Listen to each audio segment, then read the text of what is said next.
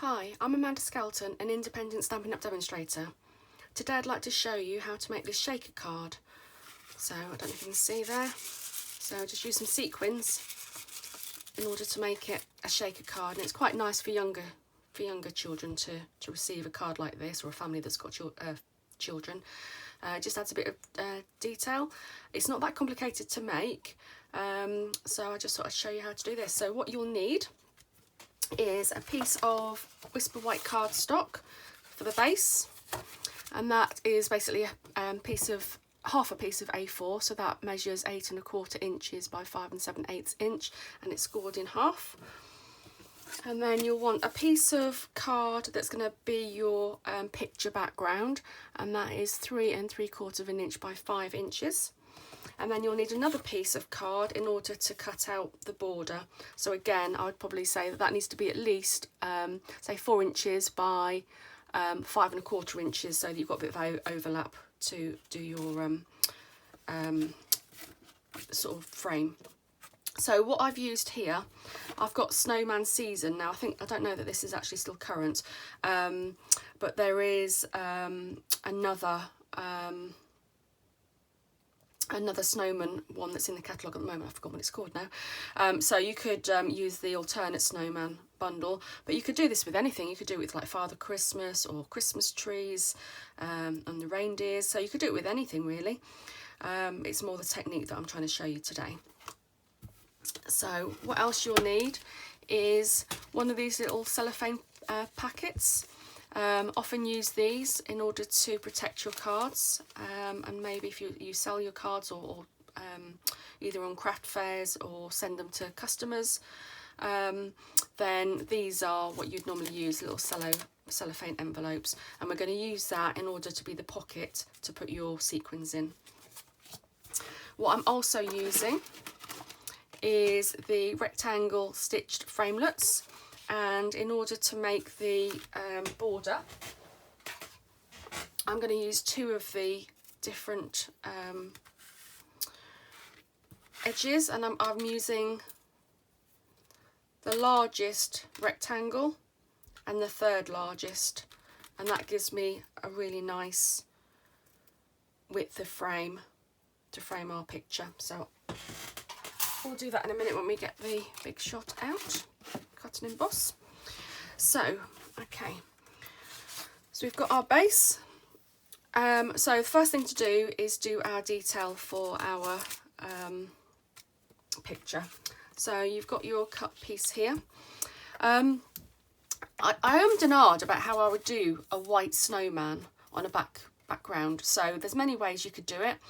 If you've got a picture that you've got a die cut for, then you could obviously ink it and cut it out on white card, and then you can obviously stick it on top of or raise it as a topper, in which case it will be white, and then you can just put it on top of a blue background. I haven't got a die cut for this particular image, so I wanted to make sure that I could still keep the snowman white whilst I've actually got a blue background. So what I used is the sponge dauber. You get 5 of these in a pack, and they're really nice because they're small, and it meant that I could just pretty much go up to the edge, which you'll see in a minute. So that is really good to be able to do that. If you use something too big, you can't use like a brayer or a roller. If you use too big a sponge, you're not going to be able to control it so well. So that's why I use that. So I have got Balmy Blue as my background ink. What you also need to do is, what I've done is I've cut this piece of card the same size as the largest frame, the outside of the frame. So I want to make sure that I go sort of up to the edges so that you don't see that you've sort of missed the edges. So that's why I've done it that size. So we'll go up to the edges on that, and then we can cut it down slightly if we want to, just to make sure it fits behind our frame. So the first thing I need to do is ink and draw our snowman. So I'm using Tuxedo Black. Give that a good ink. So what I also want to do probably is, if you use the smaller frame, which is going to be your inside edge of your frame, what I'm going to do is I'm going to place that on top of the piece that's going to be the background. I'm going to find a pencil, and what I'm going to do is I'm just going to do a pencil mark roughly in the middle. The reason I'm going to do that is because that will show me where I want to stamp my image. If I do it too close to the bottom, you're going to miss half the detail. So that just helps me to position the stamped images. Okay, so as you can see, that sort of hides quite a lot of the bottom, so you can maybe even have it a bit higher than that again. So I'm just going to put him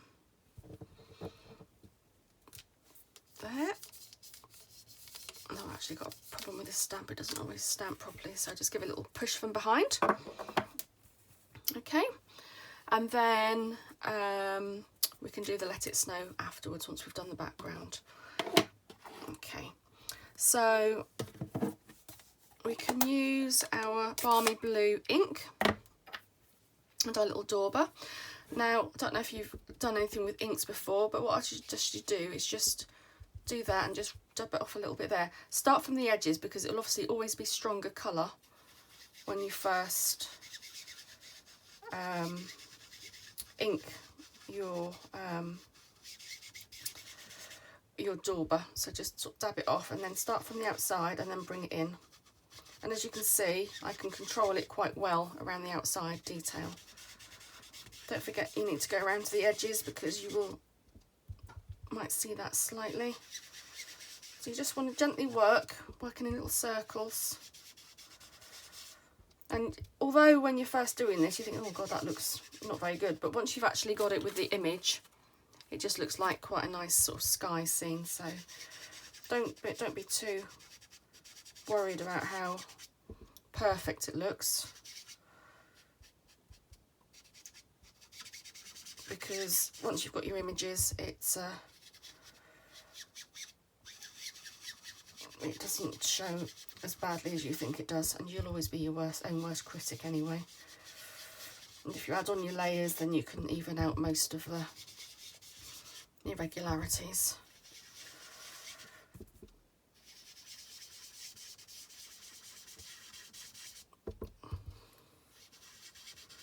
Okay, so we just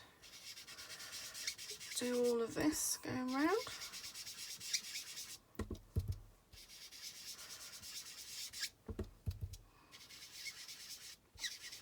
And you know you've got sort of like a paler shade on your dauber. You might want to do that sort of closer to the snowman or your image. Depends what you want to, what sort of design you want. You might want to use different shades of blue and have it darker at the top, sort of further away.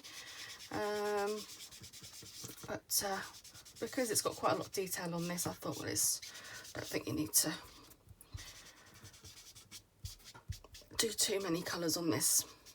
Okay, so like you say, you know, you can get quite close to the edge of the image, especially when it's not a regular shape, and it just allows him to stand out. Okay, so that's all we need for that. So we're going to use a Stampin' Up blends. So I've got Dark Pumpkin Pie, which is a really nice orange, and we're just going to do his nose. And then I've got Real Red, Dark Real Red, and I'm going to just colour in his scarf. Obviously you can use whatever colours you want on here. I just use red because it shows up nice and brightly, and obviously it's quite festive, and it doesn't even obviously have to be a Christmas card. It can be a birthday card. You can put flowers in it.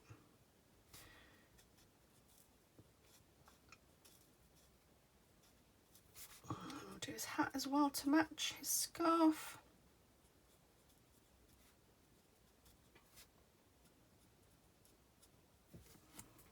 There you go. Okay, so what we can then do is I'm going to do the frame first. Am I going to do the front? No, I might as well do the Let It Snow. So again using black ink, and I'm going to use my sentiment. Again, you can use any sentiment you like. And then I'm just going to let it snow to the left. Okay, so that's all the stamping done that we need.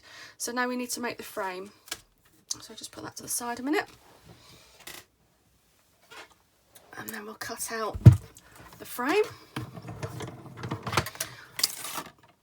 Don't know why, but I always have to work from left to right, really. Okay, so what you might want to do is, if you want to, you can do them separately if you want to, but because we're going to do a frame, I'm hoping that I can do both together. So you just need to make sure that they are straight so that you get the same border on all edges, which looks about right. Okay, and if you're putting two dies through at the same time, always make sure that they're not overlapping, because otherwise they will break each other. Just make sure that if you want to do two pieces of, do two different shapes for whatever reason, just make sure that they're not touching. Whilst you might be being efficient with time and paper, you might find that you've ruined a whole set of dies, which won't be very nice and certainly isn't efficient. Okay, so finished with our dies. So there you can see that I've got my frame. Okay, and of course you can use your piece of insert for something else. So what we need to do now is make our shaker section. So what you need is, well, that's what I'm going to use for this technique, and there are lots of techniques I've seen actually. What we're going to do is use a cello bag. So this is what you would use to protect your cards in, or if you're selling them at fairs, etc., you'd use these cello bags, and it's just a really good way to create a shaker pocket.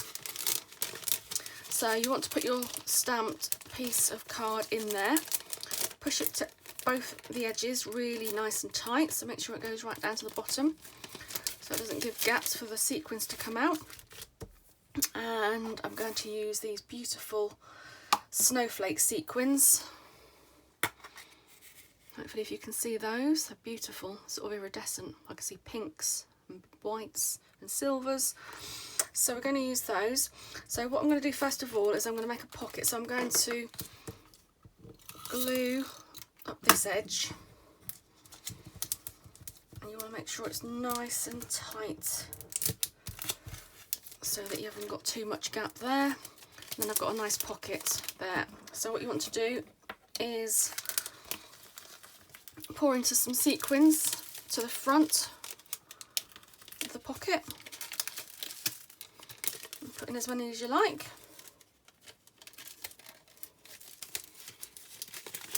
Okay, so you can see there, we've got a couple more in. You always need more than you think, because by the time some get stuck around the edges, it's always good to have a good decent amount in there. So you can see that there. And then what we want to do is stick down this. Now cello bags often have their own seal strip on them. So I'm going to use that strip for that, but then I'm also going to, got another sequin there. What I'm also going to do is then do one across there as well. You just want to try and get this as flat as you can. It's not going to matter too much, but you just want to try and get as flat as you can, so that when you put it on top of your card base, it's not too... So there you go. There you can see you've got a nice sealed envelope there. And then we just need to add it onto our base. Just a minute.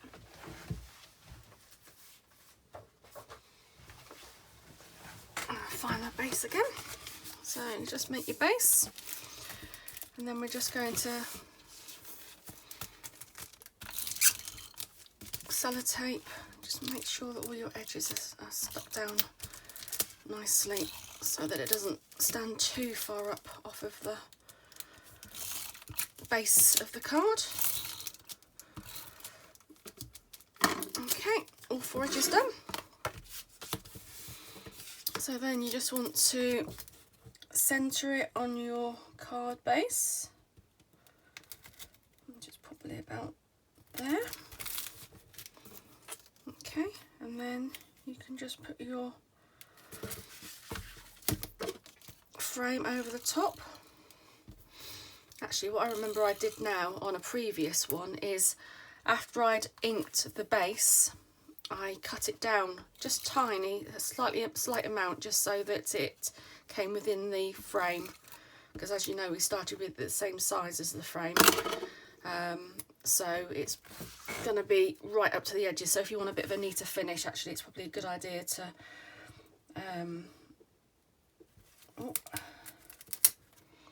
make sure. Now I might have to get above this so I can see what I'm doing, but hopefully.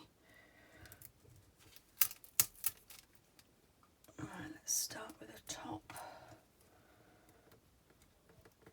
There you go, that probably looks about right. There you go, so that all stuck down there.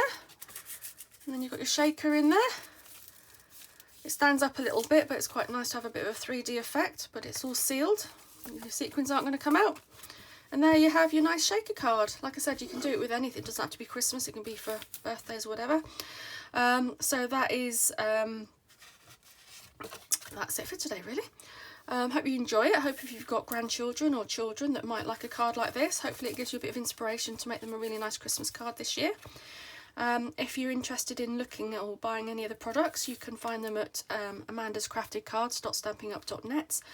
And I'm on Facebook as well as Amanda's Crafted Cards. So please drop me a line if you have any questions or want any more information. I'll be very happy to help. Hope you've enjoyed it and hope you enjoy making your own versions. Take care. Bye.